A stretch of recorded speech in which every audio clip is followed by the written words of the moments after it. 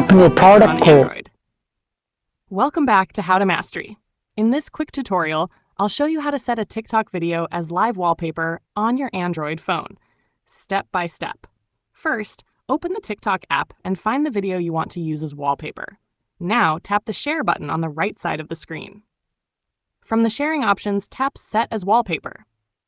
If you don't see this option, tap More and look for Live Photo. TikTok will now ask you to download the TikTok Live Wallpaper plugin from the Play Store. Install it if you haven't already. Once the plugin is installed, go back and tap Set as Wallpaper again. Now TikTok will convert the video into a live photo. After that, you'll see an option to set it as home screen or home and lock screen. Tap your preferred option, and that's it. Your TikTok video is now set as